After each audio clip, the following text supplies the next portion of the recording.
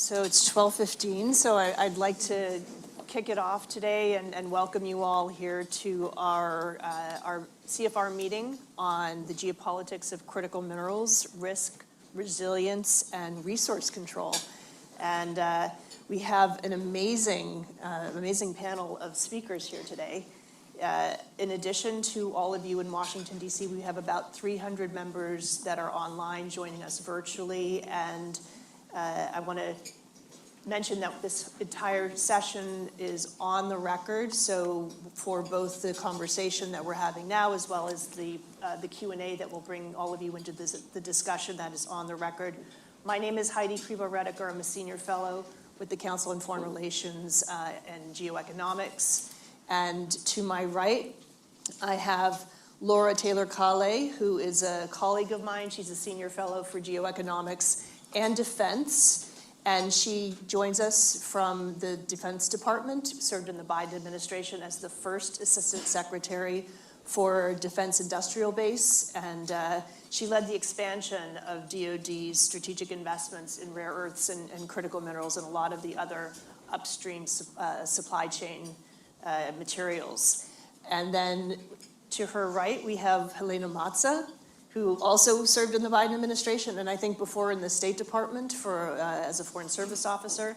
She has just recently joined TechMet as the Chief Strategic Development Officer, and before that, she was the former acting coordinator for the Partnership on Global Infrastructure Investment. That's a G7 plus initiative to mobilize investment based on foreign international partnerships. And to her right, we have Gracelin Baskaran, who is the Director of Critical Minerals Security at the Center of Strategic and International Studies, and we're delighted to have her here today. And then to my far right over here, not to there's no political implication, but David Abraham is the Director of Technology, Rare Earths and Electronics Materials Center. He's at Boise State University. And he is the author of Elements of Power, which is a foundational text on critical minerals and rare earths. And it was written about a decade ago, so you're ahead of the curve here on a very topical subject today. So as we get started, geology is geopolitical. It has been for a long time when we were talking about oil and gas and the dominance of certain players in energy security. But it's not just geopolitical in terms of where the geology is, but it's also where it is refined. In the past several decades, China has invested in the full supply chain of critical minerals and rare earths, and because of that has a fairly significant chokehold. And it's not just on the US, but it's on our allies, it's on the EU, it's on Japan. They've weaponized rare earth exports against Japan over a geopolitical issue regarding the challenge in the Senkaku Islands. And they've also put in place a new export control regime and licensing regime that's actually proven quite effective as a retaliatory force to some of the export controls and tariffs coming from the U.S. And critical minerals have also made a lot of headlines recently because of the foreign policy objectives of this new administration. And I think we're gonna try and bring not only what we've done, but what the new administration is doing. Ukraine with its critical minerals deal, the security for cobalt and mining in DRC, and the general desire to acquire Greenland. I mean, it's very top of mind in this administration, and what we're facing is very much a generational challenge, not just a mining challenge. There are many dimensions to it. The Chinese have made a generational investment in the full supply chain, and the U.S. has not. It helps if you're China. You are state-led. You are not. You've invested in your Belt and Road Initiative over many, many years. You have a state-led economy that doesn't require your refiners or your miners to be commercially viable. That's a huge challenge to companies that do need to be commercially viable in the West. So this should not be a surprise that we're having this conversation today. And I'd like to turn to David first as sort of an old timer in looking at this issue. Can you just level set, talk a little bit about how we got here? We focus a lot on the mining and the refining, but there's also a demand side of this, the downstream. And just give us a full picture in like a snapshot.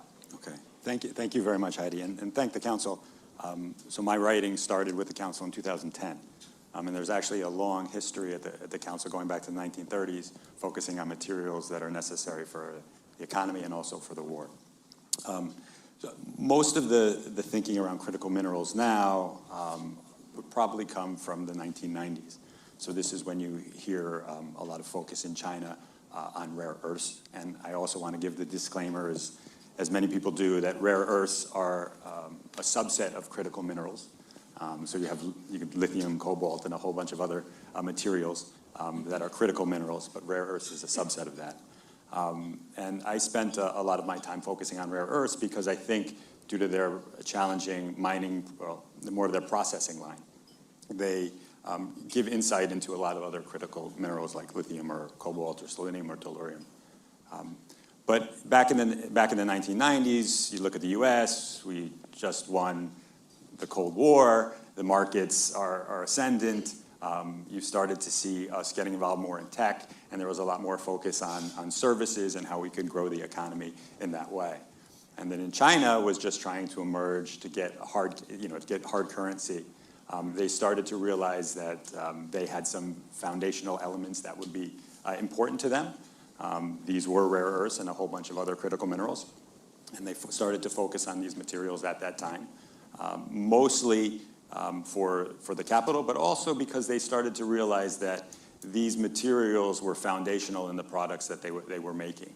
They started to make components and they started to make magnets, and they realized the ingredients for these magnets, where they were coming from, they were rare earths. So they started to invest in the supply line. So they used a lot of overabundance of state capital. They used a lot of, gave short shrift to the environment. They focused on any way they could to build up these supply lines. And in the West, that had a lot of this technology, it was just not a focus for us. We were fine to outsource the mining and the material development and the environmental challenges while we focused on what we thought were higher value services and products that we could build. Just going through the 2000s, that process really continued. China was laying the foundation for saying that we're going to use these materials to develop high-tech industries. And if you fast forward to 2015, when they developed their Made in China 2025 strategy, they were very clear. We are going to use these materials, and we're going to dominate the production of these materials so that we can supply the end use for end uses that are important to us, high-speed rail, aviation. And so that was all happening while in the US, Japan, and the rest of the world, we're thinking the market will be able to supply the needs. So we've come up into a situation where we are now, where China has experience in this industry. They know what they're doing. They know how to develop markets. They know how to develop projects. They know how to make the equipment that goes into the aircrafts that we use. And we do not have that same level of expertise, although we have an abundance of interest at this moment in being able to figure out how to do that. That was an excellent start, and that's a good segue to Laura. I'm going to turn to you to talk a little bit about. We know that there there's huge demand in sort of the final products, whether they're batteries, part of the demand in high tech autos, but there's also a big defense component. Yep. And so I just want to ask you, where do the defense requirements for both critical minerals and rare earths separately come in our weapon systems? And then talk a little bit about what DoD has done and under both before you got there and when you got there to sort of provide the kind of capital that was needed to get a lot of these refineries and new mines off the ground. Sure, thank you. And thank you to Heidi and to the council for hosting this meeting. I don't know if we've ever had a meeting on critical minerals at CFR before. So I think this is wonderful. The DoD, in general, defense needs with critical minerals. The DoD purchases weapon systems and supplies, and critical minerals are part of the upstream supply chain for that. So the DoD is not, unless it's for the National Defense Stockpile, it's not actually purchasing critical minerals and rare earth elements, going out to miners or processors and picking up key elements. But nearly every major defense system, plus many others that are even less closely related to the defense systems, all use critical minerals and rare earths. Now, the percentages, the amount of demand that DoD has for critical minerals can be a small part, but it's a very important part. Even, we talk about now issues with the F-35 and rare earth magnets that are not going to go away over the next couple of years. And the DoD has worked hard to try to establish a mine-to-magnet capacity over the last few years. This is something that my office, the Office of Industrial Base Strategy, the team that working on the Defense Production Act, Title III, as well as the Industrial Base Fund, spent a lot of time and money funding as well. So again, for DoD, it's part of the upstream of supply chain. But under first Trump administration, under the Biden administration, as David noted and as you noted, we started to really see more of a focus on how to really stabilize these parts of the supply chain. And part of the focus was, in concert with Congress, really a focus on honing in on adversarial sources of supply. And we used the Defense Production Act, Title I, which is a security of supply arrangements with key allies and partners, as well as Title III, which is actually the funding mechanism, the Industrial Base Fund, the National Defense Stockpile Transaction Fund, and the newly set up Office of Strategic Capital is also engaging in this area. We have to remember that we have a lot of authorities within the Department of Defense, but some key things to remember. One, the Defense Production Act is actually a presidential authority. It is up to the president to decide which agencies use it and also when. We were fortunate in 2023 in the Biden administration that we were able to get through a supply chain waiver through the White House that allowed the DoD, it's good through 10 years, and really allowed the DoD a lot more flexibility to move more quickly to allocate resources, particularly Title III and IBAS. So the authority is presidential. It's delegated across agencies. If you looked at the recent Trump administration March executive order, it starts to delegate authorities to the Development Finance Corporation, DFC, Exim Bank, others, and instructs the Assistant Secretary for Industrial Base Policy to look closely at mineral production and to allocate resources for that. The other thing that I want to highlight, while we have the authorities, and now we have the supply chain waiver that's good through this administration and beyond, it's not just authorization that's important, it's also appropriations. And while I was in office, we were able to really address the critical minerals needs, but it was not through the budget, it was through supplemental appropriations.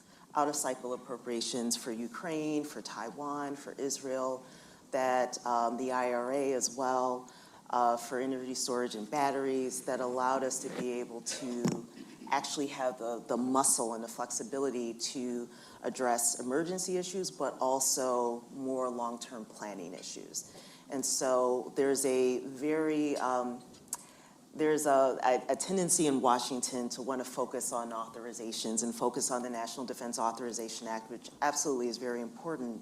But we have to work very closely with appropriators. The resource planners within DoD also have to work very closely with the policy side and the acquisition side to determine, how much of the budget and how much of supplemental spending should go towards these very important and critical areas.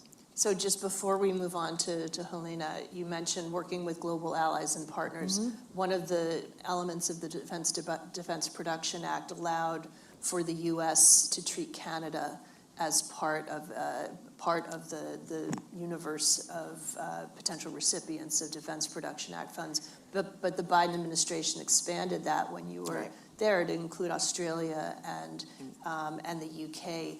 I think one of the last things that your office did was actually fund the Electra Cobalt refinery in Canada, which is the first North American cobalt refiner, which is partially funded by the U.S. Department of Defense. So I think it's important to sort of look at how the building on allies and the ability to work together with them and use things like the Defense Production Act.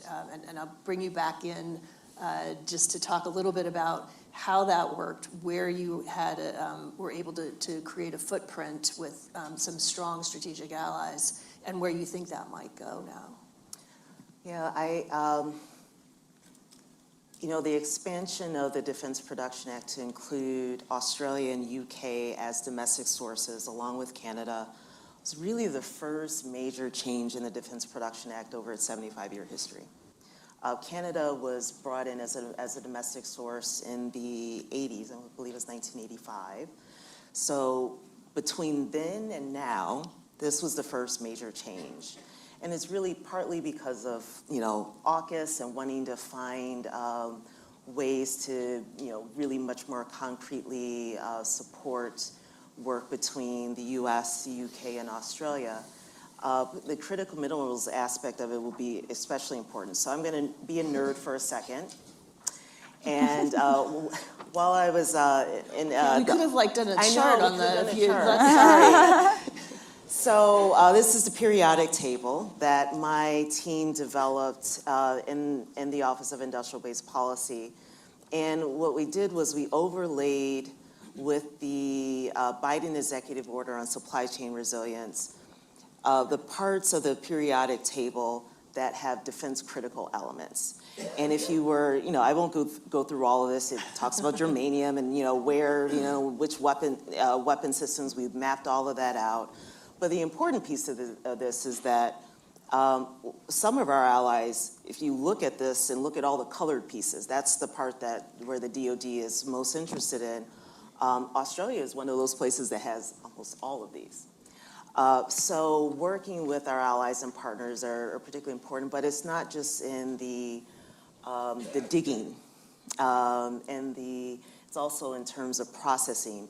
They're facing some of the similar challenges that we're facing. Australia has exceptional capacity for mining and exceptional supply, but a lot of their processing also goes offshore to China, to other parts of Southeast Asia that are also connected to China. So we're all dealing with the similar challenges of how do we secure the minerals that we need for defense critical systems at defense grade, both in terms of the digging, but also in terms of the processing. It's also a workforce issue, which we can talk about a little bit later. Get to the workforce later. Yeah, we'll get to the workforce later. But I think because that is key in the United States. But Helaina, you actually were the diplomat who went around and because we obviously can't tackle this issue alone, we actually have shared vulnerabilities with a lot of our allies. The State Department created the Mineral Security Partnership with 14 countries that was based on sort of a trust that if one of us had critical minerals weaponized against us, we would all be there for one another. And then you also worked on with the DFC and other parts of the U.S. government on the build out of infrastructure like the Libido Corridor, which a big, very big infrastructure project in Africa to get critical minerals out of DRC and create export in Angola. So that is actually, I mean, that was all, that's very long-term, very big diplomacy in a lot of areas. But can you talk a little bit about what you did, what you saw, and then I'm going to push you on where you think it's going to go during the Trump administration? Sure. Thank you so much, Heidi, for having me here. And it's a real pleasure. I see so many familiar faces, and this is my first time talking to an audience as a non-government official in like almost 14 years. So it's quite exciting. And this is one of my favorite topics in the foreign policy context for lots of reasons, including a little bit of a history of what I'm going to share. But I had an opportunity to cover international economic issues during the Obama administration, Trump 1, the Biden administration, and then a little bit of Trump 2. And I think the story is quite interesting. So maybe I'll share just a couple highlights so we actually have enough time to chat in a little bit as well. But the realization that there are geopolitical challenges related to upstream supply chain constraints wasn't a completely foreign concept. And it was really in Trump 1 when we started asking our questions as we saw policies around the rest of the world pushing forward a clean energy future in other markets. And what would it look like if we ultimately stayed Paris aligned? What would be the implications on a different set of materials that would ultimately be part of our story? In addition to the very clear national security defense story that we were trying to understand beyond just its implication for that sector, but the carry-ons for electronics and so forth. And so I call it kind of the early days of thinking, and a couple pretty essential things happened during that administration. One is we got serious, and you can argue this is a good or bad thing, and really taking a look at our critical mineral list. And at one point, and still our largest one is up to 50 critical minerals, but you ultimately started the process of creating a subset of minerals and materials that would have a really challenging national security issue for us if we were no longer to have access. And we're talking about an environment across critical minerals, including rare earths, where you have a 60 to 90% concentration of ownership either at the actual production of those minerals and materials or at the processing, meaning that choke point can exist, and when markets are operating well and prices are good, we see the markets continue to move along. But when there are general political tensions, they can often be weaponized, and we're seeing some of those examples, including the one Laura shared on concerns around the F-35 and others. So the list was really getting us started. The second thing was in 2018, the BUILD Act creating the new version of the DFC has this very outsized opportunity set for the critical mineral and associated infrastructure sector. It's one of our best tools, right, that we have, including the expanded authorities that we saw with XM during the Biden administration, to really be able to tackle, from an investment perspective, this opportunity to get more of these minerals and materials into our market or into friendly adjacent markets, creating that resiliency that we desperately want to see in that supply chain.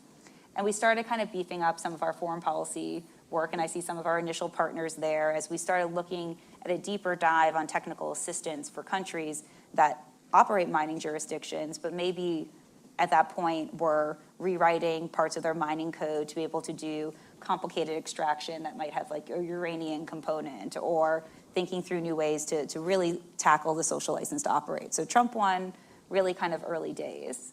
And then we go into the Biden administration, where we're still in the middle in many ways of the COVID crisis. We're seeing supply chain constraints play out real time in the port of LA, right?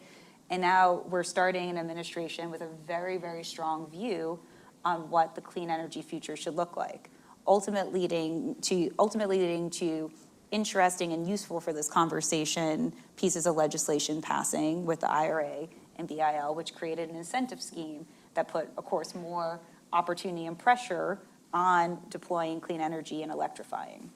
So one of the things that was really interesting in my job during the Biden administration was to say, how do we look at all of these issues together? And what are really now the geopolitics of the energy transition? And what do we tackle at home? And there's a lot of amazing work and conversations that happen in that space. And I think many of you who cover domestic stuff might be a little more familiar with the Department of Energy tools, which are now looking to be revamped a bit in the Trump administration. But nonetheless, those incentives did create now, for the advanced battery materials, another massive push on a demand story that we knew was growing, but now, numbers like 10% lithium demand by 2050, a whole new constraints on cobalt and others in a 2030 timeframe. So lastly, what we tried to do was think through how, from a foreign policy perspective, not only do we capture our allies and partners to deal with the diplomacy around challenging times or take advantage of opportunistic ways to partner with the Canadians and Australians, but also how do these emerging markets that have these resources have the best opportunity to interact with us instead of players like China, which were very heavily investing in those critical mineral sectors abroad.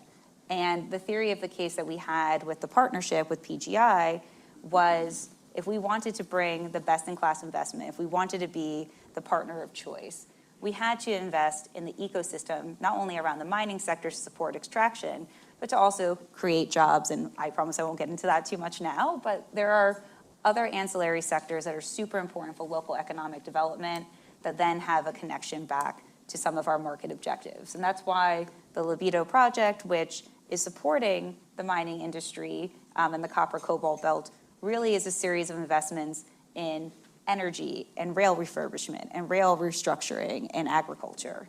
And so now we're looking now into the early days of Trump 2, and what we're seeing is a few things that are kind of happening at once, and a few, maybe it's more than a few things, but a couple, I think, notable elements really lies around how critical minerals are clearly an important part of this administration's foreign policy approach.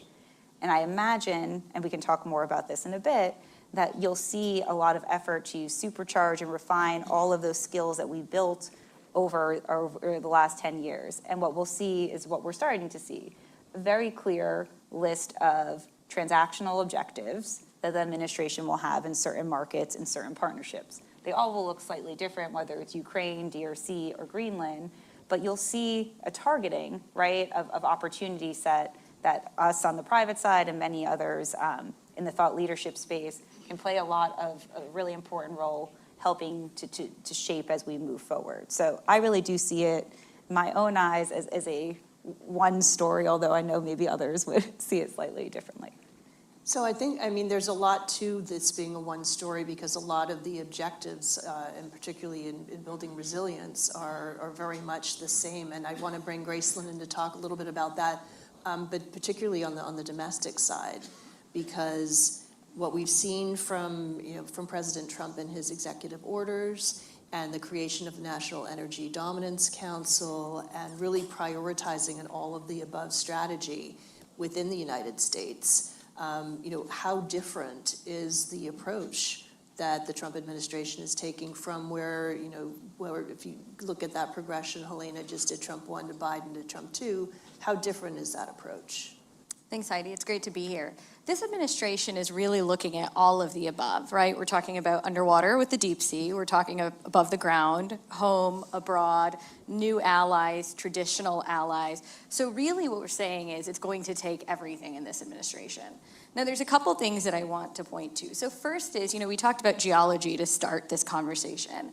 And one of the big questions is, where can we mine cost competitively? When we look at China, China's great advantage over time is it doesn't always have to operate profitably. We know it's willing to, absorb long-term losses in exchange for long-term dominance. The second thing we know is that they are willing to roll out extraordinary fiscal measures to reach that dominance and command a larger market share. We've seen this with cobalt, right? Even though, there's like a lot of whims and whines that we're relying on the DRC, the US opened and closed its only cobalt mine in 2023. And that was because prices had fallen so much that it was so difficult for them to compete. It's similar to the nickel story in Indonesia. We're building our nickel mining capabilities here in the US, but we're up against a steep price struggle when we consider that, BHP closed their nickel mine in Australia and Glencore in New Caledonia because the economics don't actually work out.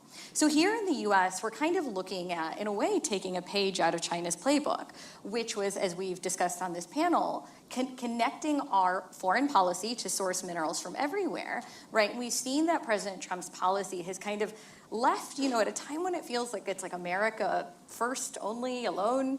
We're still leaving that international cooperation angle open to source minerals. But then it's to bring it back home to the US for mineral processing, acknowledging, as I think many panelists have said quite well, that is our critical choke point. And one of the difficulties in the U.S., you have to remember that the U.S. mining isn't a pain of an industry because it's long-term, on average globally, from the time I identify a deposit to the time that it is being mined is 18 years. Here in the U.S., that number is 29 years, and there's some, debates on the assumptions of some of that figure, so I want to caveat that. Either way, it's a really long time. In that time, I need permits. In the U.S., it can be up to 30 permits, sometimes duplicative, between local, state, and national lands, different for federal land versus non-federal land. So one of the priorities that we've seen, including with the National Energy Dominance Council, is speeding that permitting up, number one. Two is finding economic projects. So there's really three, and I'm making a generalization here because we're talking about over 50 minerals. There are really three things we think about when it comes to what makes an economic project, right? One is how deep do I have to dig? The deeper I go, the more expensive it gets, right? One of the reasons that the Congo is so attractive, if you ever go driving through Katanga, you can basically see the minerals at soil level because you barely have to go underground. A lot cheaper than digging 3 miles underground. Second, what is it found with? Because minerals are rarely found alone. So what are the byproducts? I just told you cobalt prices are absolutely rubbish, right? But again, why is the Congo attractive? Is because cobalt is secondary to the copper deposits, and copper is doing extremely well right now because we need it for AI and AI data centers, transmission lines, and a whole range of uses. Right? And then the third thing is, what is the ore grade? And I'm going to go back to the Congo because it's a complicated place to do business.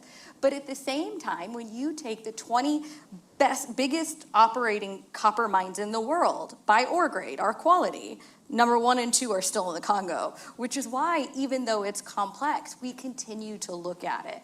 But ultimately, right now, the difficulty we have in the US, in my opinion, is we're not thinking about vertical integration strong enough.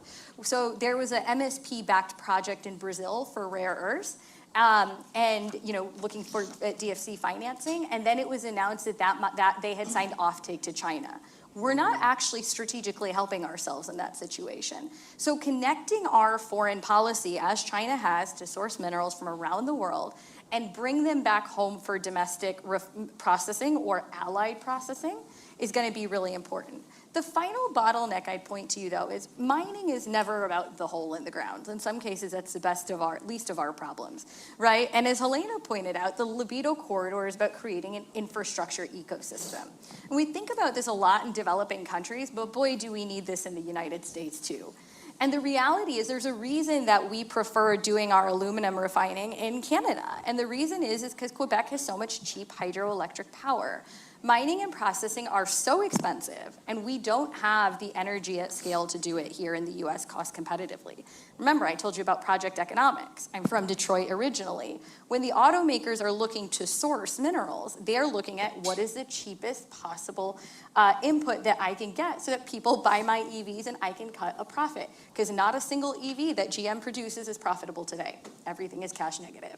So these kinds of things of how we make the supply chain more competitive here in the US by supporting that infrastructure development, particularly on energy, being able to cost competitively source minerals from abroad is going to determine whether our Western companies who have a shareholder obligation can operate profitably and succeed. Because at the end of the day, we don't mine as a government. We don't have a state-owned mining company.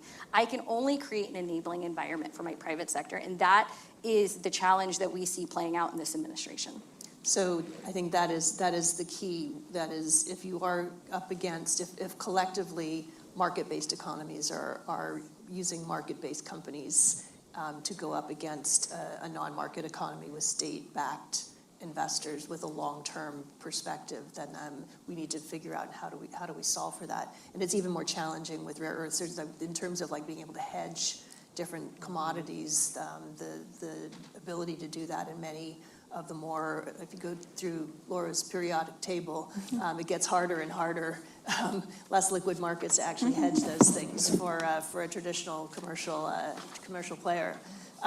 But I guess just in the last few minutes, I think one of the big opportunities, because this could be all gloom and doom in terms of how far behind the U.S. and a lot of our allies actually are in this race, is through some of the new technologies and some of the innovation that's coming out of the Department of Energy, a lot of our national labs, a lot of the research universities, the spin-outs, some of the really creative abilities to take from non-traditional waste sources, non-traditional sources of mining, and actually some of the material engineering that is, we're either replacing the minerals or the rare earths themselves in the process, or creating engines that don't require rare earths at all. So are there ways to actually leapfrog and also the recycling part of this we haven't really touched on so much.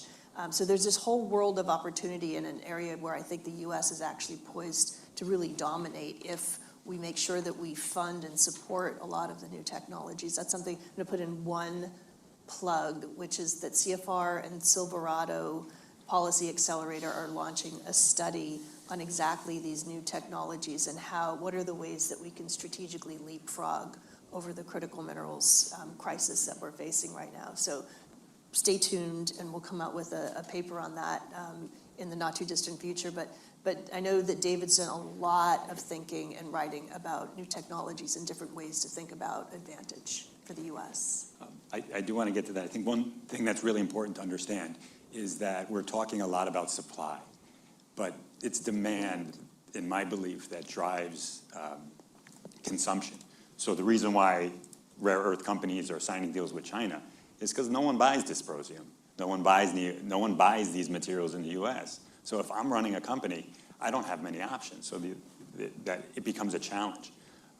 The demand is also important in terms of EVs. So if you want to see defense systems that have missile actuators made in this country, then you need a robust market to make that happen. Nothing uses the materials of next generations more than EV technologies. If we want advanced robotics, we need an EV industry. A strong defense, we need an EV industry. Otherwise, we're in a situation where like if you can imagine, I came back here to DC and Pizza is a big chain now. And they can grow infinitely because there's a strong wheat market and there's a strong tomato market. But if they had to grow their own, they're stuck, right? So we don't want to be in this situation where we don't have a robust market. And right now, there is no robust demand market. So in the future, if we're trying to get these future technologies produced here, we have nothing to build it on. So we have to think about demand as well as upstream. Now, midstream, there's a lot of opportunity with technologies in developing new alternatives to processing things more efficiently. Gracelin talked about, I'm going to go upstream, even though I said that. Gracelin mentioned that we can become more efficient. Ore grades are dropping. So there's great technology, AI, that can do a better job of analyzing where the resources are in the ground, so that we could be more efficient with our mining methods to reduce costs, to make what was once an unprofitable resource turn into a profitable mine. In the midstream, there's, especially for rare earths, there's this brew of acids and heats and magnetics that help coax the elements out of the minerals. And in the case of rare earths, there's about several hundred mixer settlers. So what happens is it's a flow of liquid and minerals from one container to the next. And if you can start to use AI to process the amount of time it's in one settler, or mix the acids in a certain way more efficiently, you can start to increase production and yield at percentages that make, again, new ore deposits much more profitable. So we're competing in this way, China's competing in this way, but it's these kind of breakthroughs that are 10, 15, 20% more efficient that can bring new resources to life. Perfect. And that brings us exactly to 12:55, which is when we open up to questions from you.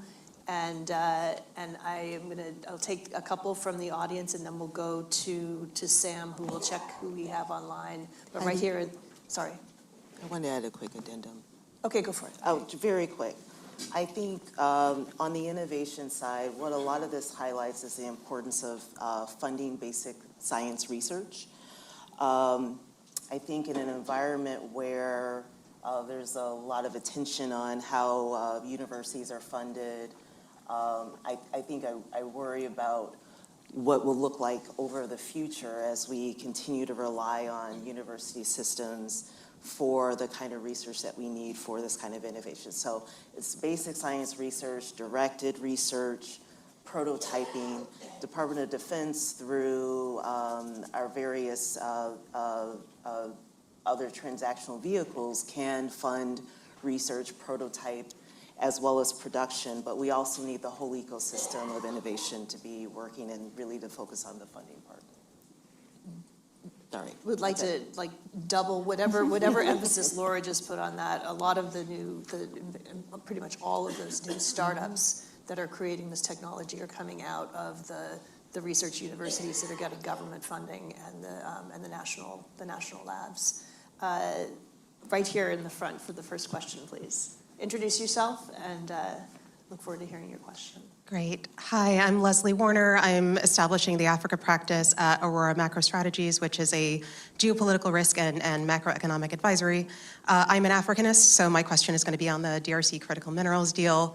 I'm struggling to understand, given China's dominance of the supply chain, what role there would be for U.S. companies. So could you help us understand, both from the mining perspective and from the processing perspective, what the role for the U.S. would be? And then a question for David directly would be, in your opening remarks, you talked about, you alluded to the fact that we seem to be about 3 decades behind in terms of how we're thinking it, how we planned for how we would use critical minerals, which seems like a bit of a strategic oversight. So sitting where we are now and projecting 3 decades into the future, going back to what you said about, you need to think about the demand, what do you think we need to be thinking about now with regard to critical minerals that will benefit us three decades down the road? Thanks. So first question, do either Helaina and Gracelin want to tackle that? Sure, you want to go first and then Well, the one thing I would say is only 20% of the Congo has been mapped, which means 80% is completely unexplored land. So these great mineral reserve numbers that we have is based on the 20% that we have actually looked at. So there's a couple areas, right? The U.S., there was a bipartisan piece of legislation that was introduced recently, the Finding Ore Act, which actually looks at how the U.S. can better support exploration in exchange for making sure that a Western company has first right of refusal for whatever we find. So how do we get companies into the early kind of stage project development? New projects, greenfield projects, going to be really important. The second thing I would say about refining, and we have to remember to keep this grounded in the reality again of that project economics, 1% of rural DRC is electrified. And like I said, mining is extremely energy intensive. So there's a lot of room to develop the energy capabilities of the DRC because ultimately a Western mining company cannot afford to mine, build the energy, build the transport, build the whole ecosystem alone. So thinking about how we can leverage more strategic, for example, energy investments to stimulate that ecosystem.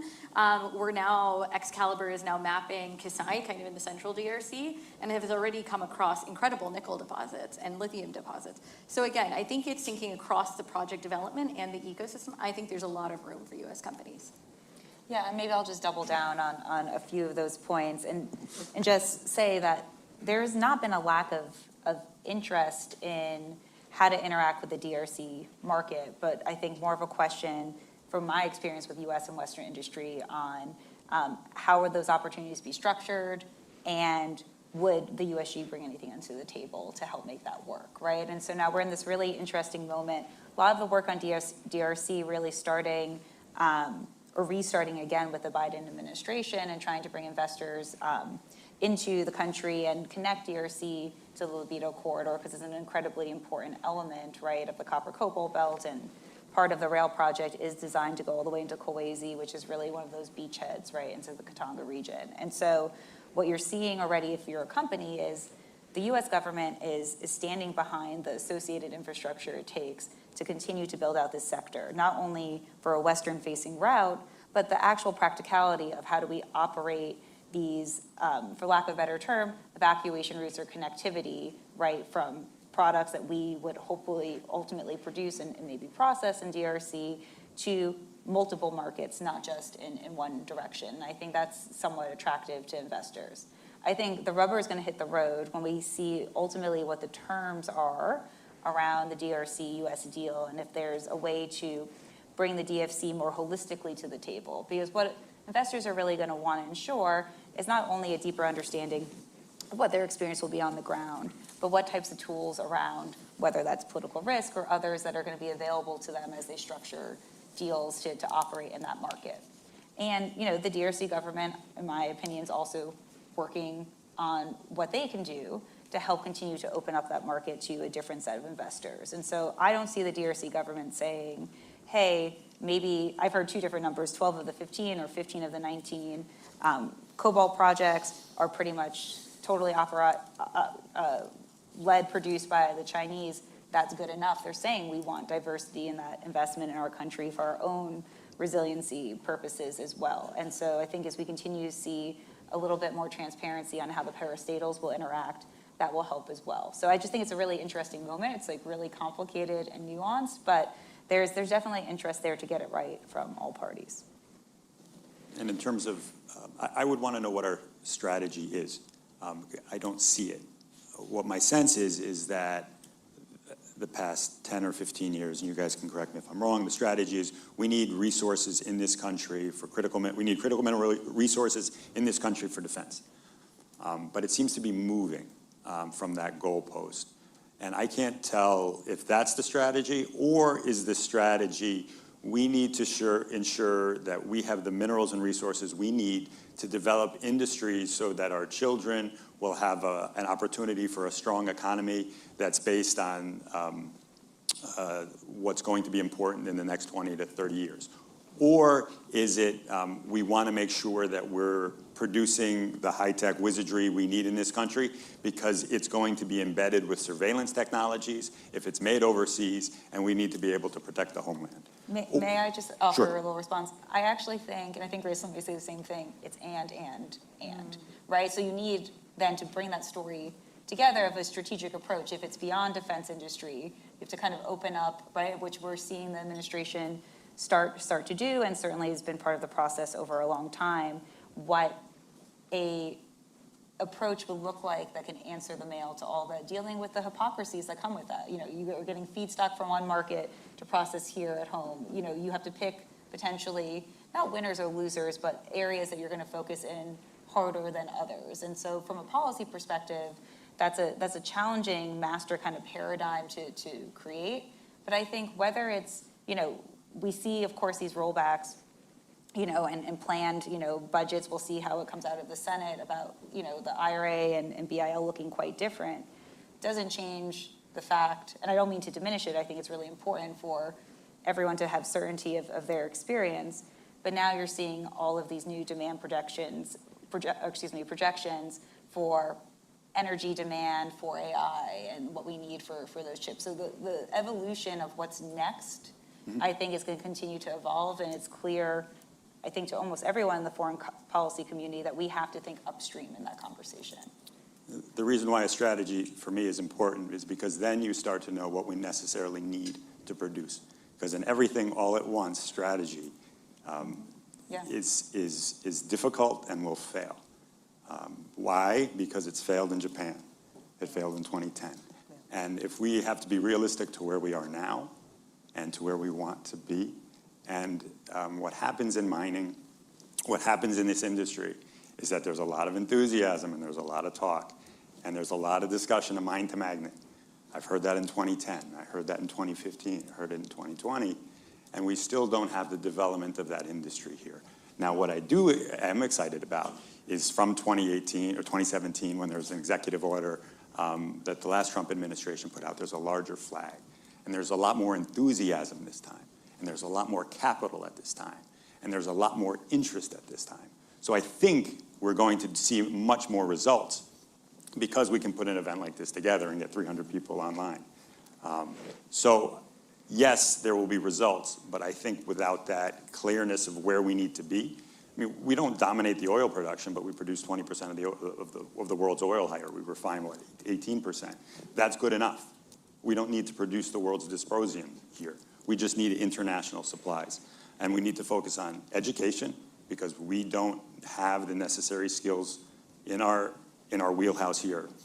We need to focus on partners who can develop upstream industries. It doesn't matter if the material comes from Australia, Indonesia, or Estonia, but we need those partnerships, and then we need a flood of capital, and then we also need demand. Our rare earth facility, up until this year, it produced 85% of its material went to China.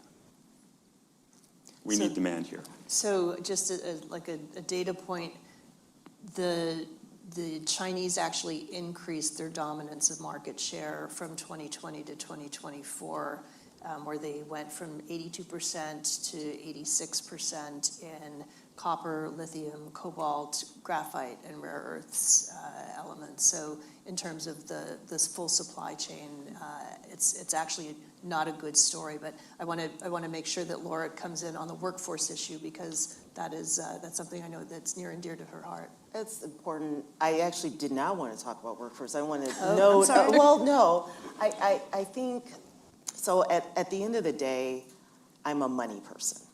I care about what resources we have and how do we use strategy to direct our resources. And everything that we're talking about from the policy front, the diplomatic engagement, the enthusiasm, as David noted, that we see in the mining industry as well as in policy, the fact that we're having these conversations at the Council on Foreign Relations on the big stage. At the end of the day, what resources we allocate towards actually supporting startups that are creating innovative technologies and new technologies for recycling, as well as new ways of figuring out what resources we have below ground, what kind of resources we have available for supporting offtake agreements and using Defense Production Act to not just provide grants for mining or feasibility studies, but to also do offtake agreements that go into the National Defense Stockpile. All of that requires appropriations for the government side. And it certainly also requires capital resources from the private sector. Venture capitals, I'm also starting to see venture capital become very interested in this area as well, as everyone gets sort of excited about the buzz of critical minerals. But at the end of the day, what do those dollars look like? What do the resources look like? What's actually in the government's budget? Again, as I noted at the beginning, whereas the Office of Industrial Base Policy, we allocated over $1 billion in strategic and critical materials, so including critical minerals, in the Biden administration, much of that money came out of supplementals. It was not part of the actual budget. So while we need the conversations, while we need the agreements, we also need to align them with our resource planning. And while Department of Energy and EVs are still critically important, at the end of the day, the largest budget is going to be the Defense Department. So our needs are going to be driven by where we see the capacity and the necessity in the defense side, and oftentimes in for appropriations as well. So the area that you also mentioned earlier was the Office of Strategic Capital. And when it comes to funding some of the valley of death innovations that don't necessarily have a commercial offtake or a commercial partner or future that is that's relevant for getting their equity or their raising debt. It's a very powerful tool that I think we're going to see more and more of as they switch not just from the military-industrial complex funding, but also to critical minerals and rare earths. Do we have any other questions from the audience? I saw your hand go up first, please. Hi, Avery Alpha Intelligence Community. So a lot of attention goes to rare earths and cobalt. Otherwise, what's top of the mind for you all as to critical minerals, just a few, that you're most concerned about and why? Do you want to take from the defense and from the commercial?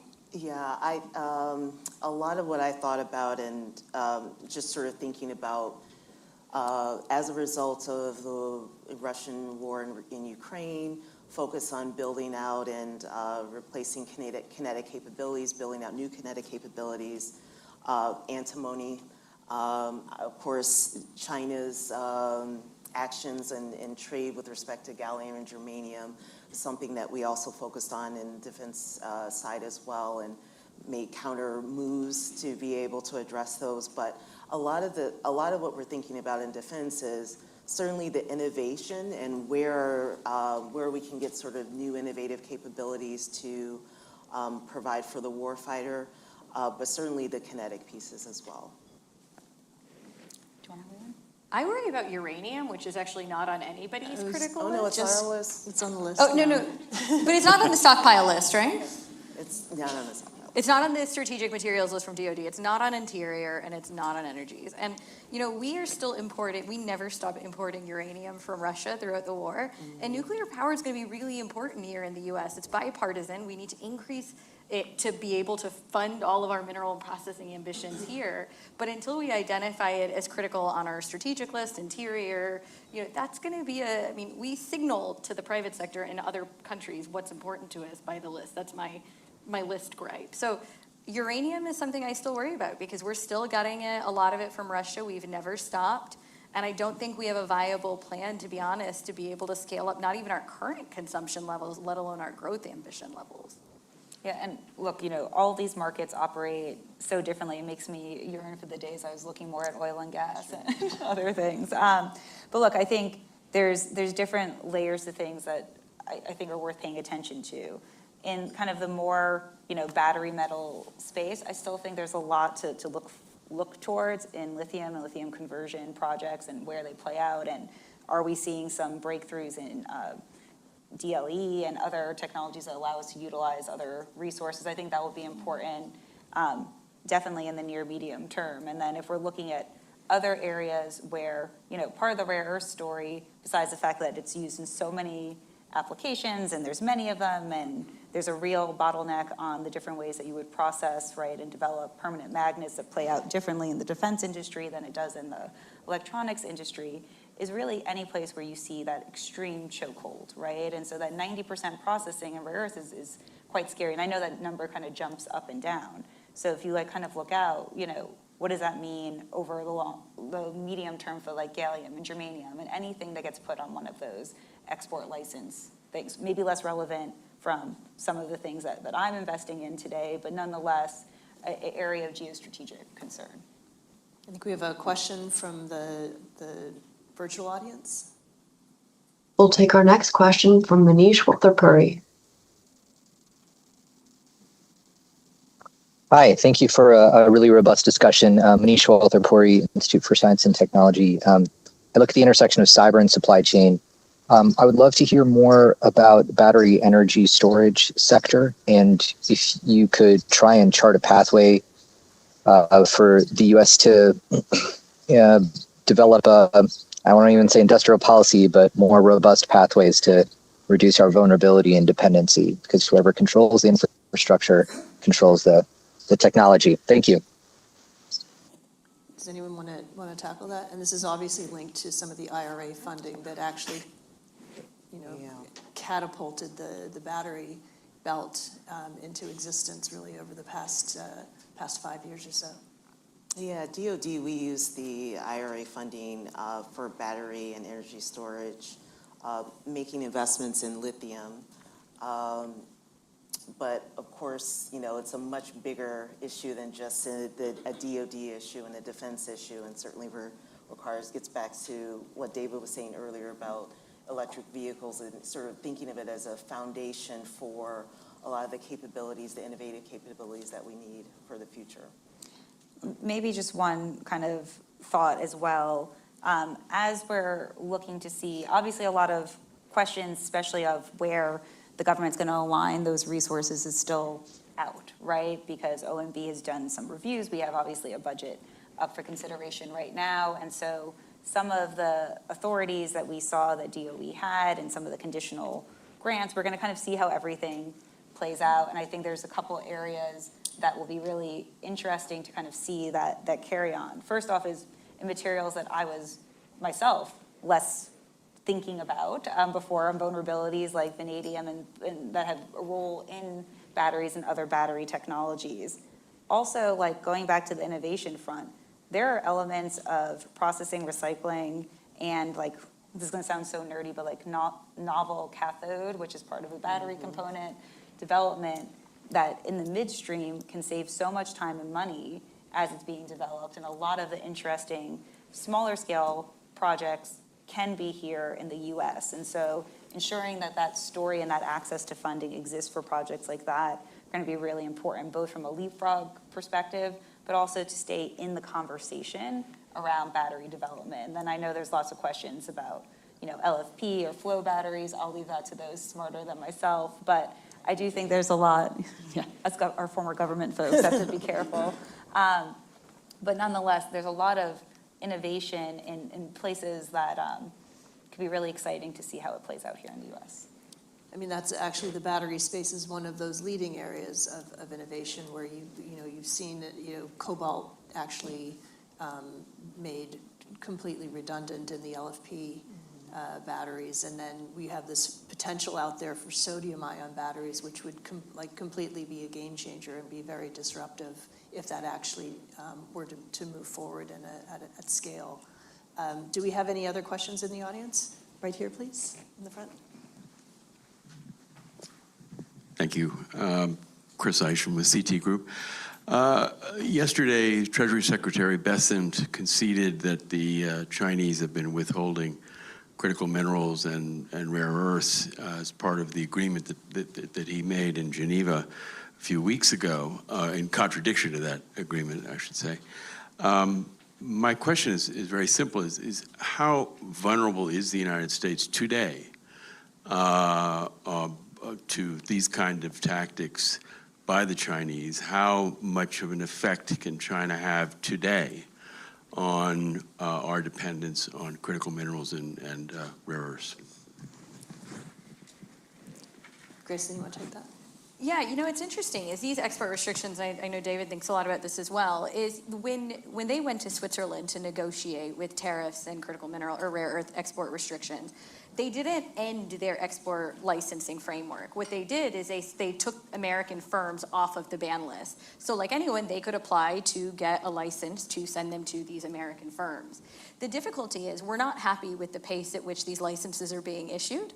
But that is the reality of the world that we live in, is these minerals are being weaponized. And it really depends on the mineral, right? When China imposed an export restriction on germanium, we were able to lean into our Canadian friends across the border because Tech Resources takes zinc from a variety of places, including the US, refines it, and we buy some of that germanium back. The difficulty with China in these heavy rare earth export restrictions is we don't really have those separation capabilities anywhere else. And they know that. They're going to continue to hold on to that. And until we bring alternate supply online, which we're working, there was a cooperation agreement signed between Ma'aden in Saudi Arabia and MP Materials, an American firm, because they have heavy rare earths in Saudi, to develop a mine-to-magnet supply chain. We're building these capabilities here in the U.S. through a Defense Production Act. Until these are online, China holds that leverage, and they do get to decide. It's unfortunately, their sovereign right to determine who gets these licenses and how fast that they're going to do them. So we're not satisfied with the pace, but China never agreed to lifting the export restrictions. They just agreed to taking American firms off the ban list for dual-use materials. The question of to the extent of how reliant on are we and how impactful it could be vary because there are very strong pain points. If you don't have a certain magnet in a certain size that can fit into a motor, then you can't create that motor, and then it has downstream impacts. And Are we on the record? Or? This is on. So in terms of We're on. in terms of the export restrictions, they were going on, and there was a lot of paperwork that's involved to get the exports out. And so the question was happening, and I don't know exactly what happened in Europe in terms of the exact wording in the agreement, but China did not say that they would remove the export restriction. So when they started to put in a new government function that has a heavy administrative component, and they didn't remove it, it necessarily slows things down. And if China didn't pull that administrative work away, then we're dealing with government processes that are taking a while. And Beijing doesn't seem interested in making quick moves that could appease negotiators, at least as I see that from the outside. So just two things. One is the export restrictions also on the technology for the refining, the extracting and refining of rare earths. So that's actually something that we don't have here, which is another pressure point. And do you really want to be that guy sitting in that new export, licensing seat in China, granting that first sort of, we're all good here, let's export to the U.S. When we're in such a volatile time of negotiation. So I think that's going to be a challenge. Just as you said, I think it falls into the procedural side of it, but but you can just sort of put a pin there and say you don't want to be that guy or woman. Ode, you had a question.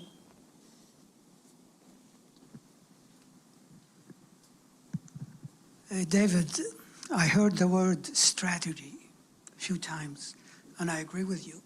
But strategy requires allies, resources, capital, technology.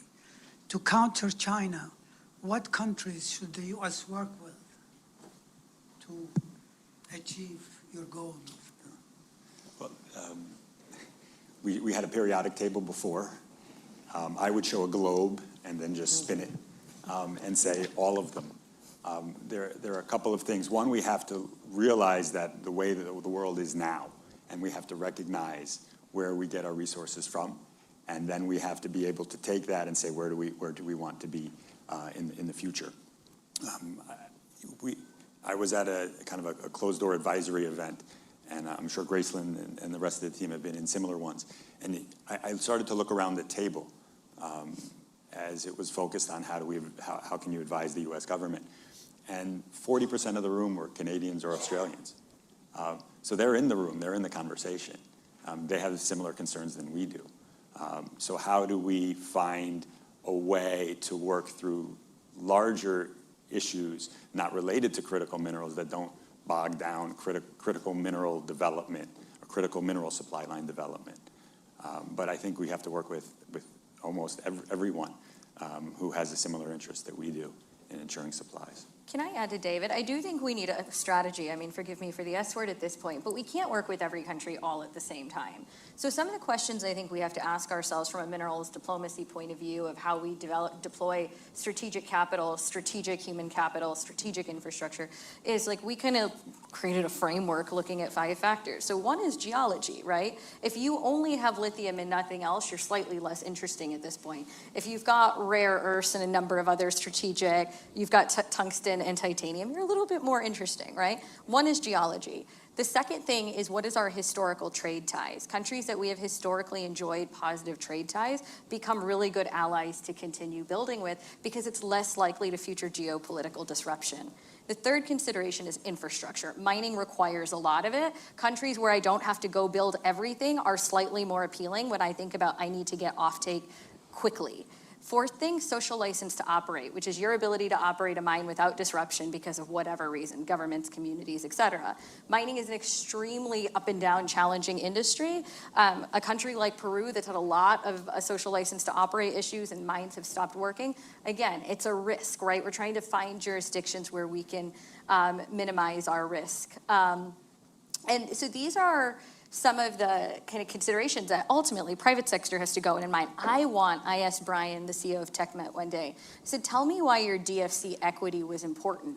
Brian says, because when you get this much government ownership, this much government equity, it's the only company we have government equity in, you get this much private capital, because it's such a positive market signal to have that equity. That is a good deployment of capital, in my opinion. So finding priority jurisdictions is going to be really critical to then aligning it with our limited tools and limited budgetary resources, because we can't do everything. I would also add logistics to your list, where, you know, at a certain point, moving some of these materials across oceans and across land masses gets really expensive. And so we'd also have to add that as part of the calculus for whether or not it makes sense strategically. You know, I'll also note that in the Department of Defense, we created the first ever National Defense Industrial Strategy and put it out last year, as well as an implementation plan, which includes a significant portion that talks about supply chain resilience, in particular critical minerals and strategic materials. So having that strategic focus, certainly very important, and everything that Gracelin mentioned in terms of how to think about it strategically. I add the resources to the top of that list, as well as at the end of the day, how does it affect our warfighting capabilities from a defense side? But I also think adding that logistics piece will be really important as well. So I am determined to get workforce into this conversation, Yes. because I think that on the U.S. side, that's one of our biggest weaknesses. We don't have, you know, we have very limited training in mining and a lot of the skills that we need. That I know you helped to fund some workforce programs, but on the other side, on the technology side, I'm also worried that we're losing talent and we're losing funding for basic research all at the same time. So can you guys talk a little bit about both the low tech, the jobs, mining, geology studies, and also the high tech as well? Yeah, Dave and I had talked about sort of the weaponization, I guess you could say, of workforce, and how another aspect of China's strategy has been to really usurp the workforce, particularly in processing. So even though there's training, excellent training in Australia and the United States and other countries, much of the talent, workforce talent for processing still is very much connected to Chinese companies. Well, coming from university, there's just not the number of people coming through and studying. Back when, 10 years ago, I was talking to a material scientist who was coming out of MIT, and most of her classmates weren't going into material science, they were going into finance. So there was a lack of the sexiness in material science, and the same with mineralogy and processing. You can go through a number of different studies and say, oh, there are 40 programs in China that are studying metallurgy, and there are just a few here and a few in Europe, or we only have 600 students studying mining and related degrees annually compared to 12,000 in China. But those numbers, they give a difference in scope, but the question is really what's needed here. And I think that little context I can't give because I don't know. But what I do know is that I go to a mining conference and I feel I'm the youngest guy in the room. and I should not be at the age in my career where I'm the youngest guy, and I do say guy, in the room. So there's going to be even a further loss of expertise. And so this enthusiasm, I don't want to sell it short. It is important to have these conversations. It is important to have discussions because it gets people enthusiastic about coming to courses, coming to classes, and hopefully a few smart people will switch industries. Because if we can start to harbor our ambitions at the dawn of AI, there's a strong future for us to come through with breakthroughs that we really haven't thought about. And I think it creates some new types of jobs and opportunities in the sector, right? And so we know in the US there's really one or two, maybe a little bit more, mining schools designed for engineers and geologists. But what we're seeing is, schools all over the West Coast and other places really expanding those types of programs to try to bring people, and frankly, that would have been like me, an international policy person wanting to be a diplomat, quite a bit younger, to understand the need and ability to develop either of those more material science skills, or also the finance skills that are really unique to being able to get projects off the ground in a sector like this that not only has a very long timeline to get projects off, but is competing with extremely, for lack of a better term, a version of patient capital from players in the industry that will look at a much bigger portfolio set and have a longer time horizon. That requires a different type of financial thinker, a different type of project developer, and all things that our education system, I think, is uniquely designed to train and develop if we continue for that push forward. But one other piece is also workforce development. If we're talking about a handful of these deals in many different jurisdictions and emerging economies around the world, what is our role and responsibility on the associated workforce development in those markets? One, to run and operationalize those mines and then interact with our sector, hopefully developing more here at home. And that brings another way to look at the partner question. I'm used to answering all the diplomacy questions, so I can't help myself, which is not only the countries that fit Gracelin's criteria, which is super important to think about where you jurisdictionally would look for projects and have to tackle some of those questions raised, but also looking through it through the perspective of how we're thinking about what like-minded countries that have shared interest with us and their view on workforce and where that can be a value add for us in developing projects around the world. To add one thing, I think it's really important to, I think what all my fellow panelists have said, is that the composition of the workforce is changing in mining. If you went 15 years ago and you looked at a mine, it was rock blasters physically going to place the blast and then blasting it, right? You go to a mine now, you have about 10% of the workforce compared to a conventional mine. They sit 5 miles away in a room that kind of looks like a mission control room, and they completely blast using AI. I mean, it's incredible. As a kid who spent time in a NASA control room and has spent a lot of time in adulthood, I did my PhD on the platinum sector, a lot of time above ground in these rooms. I'm like, wow, this is like the coolest thing in the world, right? So the composition is shifting to a much more high-skilled labor, number one. Two is, in keeping with that, I think we all have an obligation. I mean, we hosted our first Critical Minerals and National Security Conference at West Point. It was pretty much cadets only. And I thought the coolest part of it was a bunch of cadets going to the superintendent and saying, wow, this is really cool. I kind of want to go into this. How do I change my major, right? It's mining is just an industry we don't talk about. So we all have a shared commitment when it comes to young people, because I can't turn a 45-year-old into a mine engineer, right? Is starting younger, engaging actively, playing that mentoring role, helping them understand is how we get a younger group to go in. And this is particularly true in places, where we need to build our STEM education if we want to create that later pipeline of talent. So we ended on an optimistic note, which is very, very good, and we almost ended on time, which is a CFR thing.